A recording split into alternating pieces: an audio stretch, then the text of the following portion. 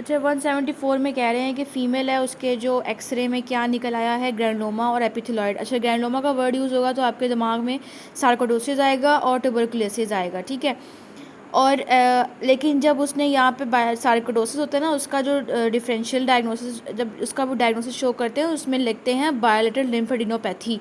इसमें कुछ भी ऐसा शो नहीं किया हुआ, ठीक है। और साथ आपको कोई और भी चीज़ बताई होगी जिसकी वजह से आपको सार्कोइडोसिस का पता चल रहा होगा, ठीक है। मेन चीज़ उसकी एक्सरे में यही होता है, ग्रैनुलोमास होते हैं, साथ बायोलेटरल लिम्फेडिनोपैथी होती है। लेकिन अगर एपिथेलॉइड का यूज़ कर दिया वर्ड, तो epithelioid is a hallmark of tuberculosis, ठीक है।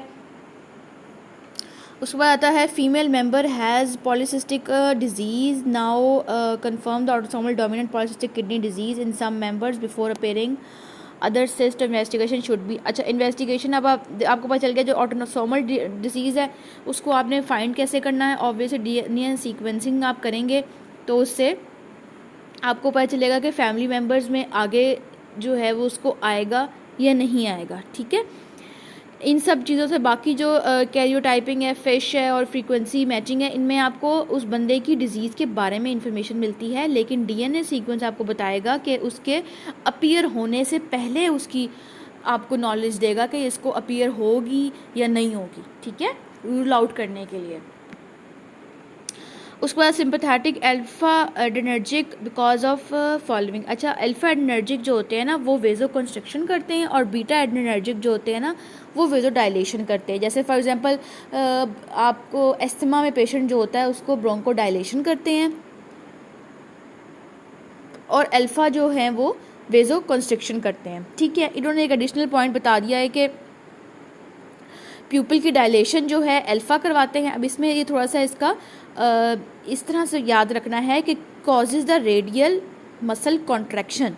अब रेडियल मसल कहाँ लेटरली पड़ा हुआ है, उसकी जब कॉन्ट्रैक्शन होगी, जब वो खींचेंगे दोनों साइडों से तो डायलेशन ऑफ प्यूपिल हो जाएगा, ठीक है।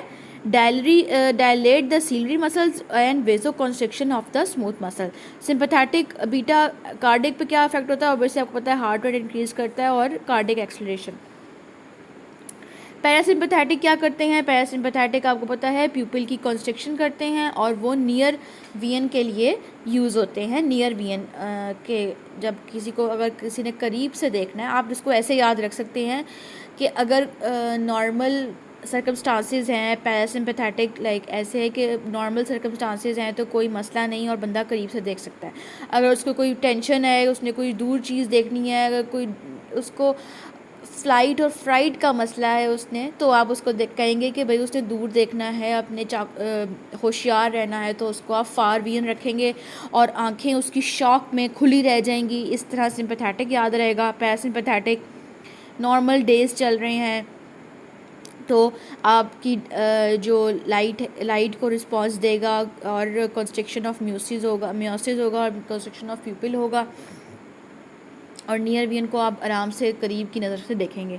इस तरह आपको, आई होप ये आपको याद होने में आसानी होगी। उसके बाद आता है which cell of the dermis digest mobile and carry to lymph. अच्छा जो मेलानोसाइट्स होते हैं ना और बेजल सेल्स होते हैं, ये ना पड़े कहाँ पे होते हैं, ये बेजल लेयर में बैठे होते हैं, एपीडर्मस से जो नीचे है डर्मस, और उसमें डर्मस में पड़े होते हैं, ठीक है। जो लैंगरहैंस सेल्स हैं वो एपिडर्मस की सबसे लास्ट में होते हैं, मतलब कि आप कह सकते हैं कि बेजल लेयर से ऊपर लैंगरहैंस सेल्स होते हैं। तो लैंगरहैंस सेल्स को हम कहेंगे एपिडर्मस में होते हैं। बेजल सेल्स और मेलानोसाइट्स ये हमारे पास उसमें होते हैं, डर्मिस में होते हैं, ठीक है। अब इनका काम क्या है, बेजल सेल जो है वो न्यू सेल्स आपके बनाता है, पुराने सेल्स को ख़त्म कर देता है और न्यू सेल्स बनाता है।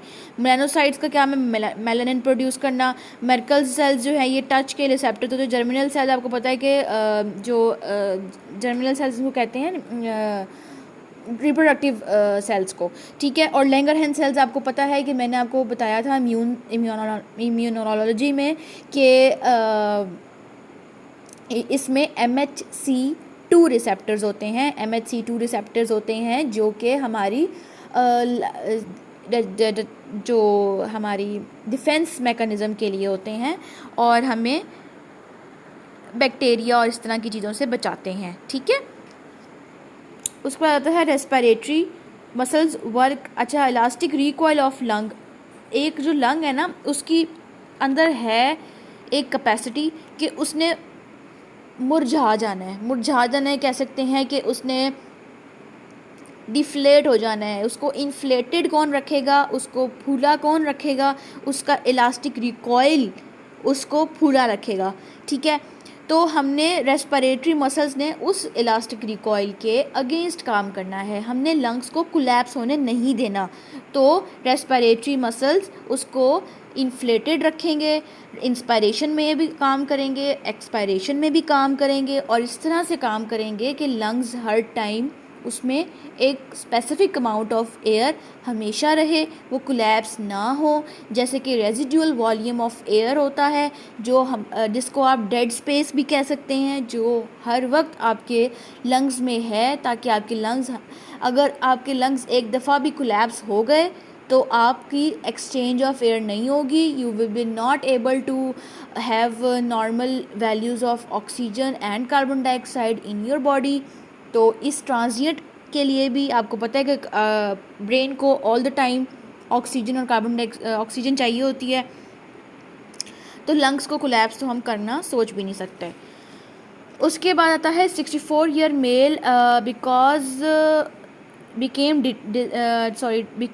disabled and confined to wheelchair. He got fever and bilaterally inspiratory rails organism involved. अच्छा, इंस्पायरेटरी रेल्स क्या शो करता है? इंस्पायरेटरी रेल्स शो करता है कि बंदे को कोई ना कोई इन्फेक्शन हो गया है, और उसमें से लगता है जैसे किसी पाइप में से आवाज़ आ रही है, उसको कहते हैं इंस्पायरेटरी रेल्स, ठीक है।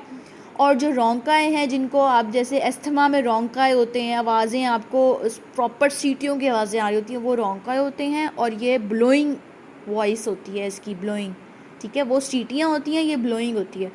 तो ये इन्फ्लुएंज़ा में होती है। इन्फ्लुएंज़ा इज़ द कॉमनेस्ट इन, आप कह सकते हैं ओल्ड एज या यंग बच्चों में, या ओल्ड एज में इन्फ्लुएंज़ा, क्योंकि इम्यूनो कॉम्प्रोमाइज़्ड हो गया बंदा, ठीक है।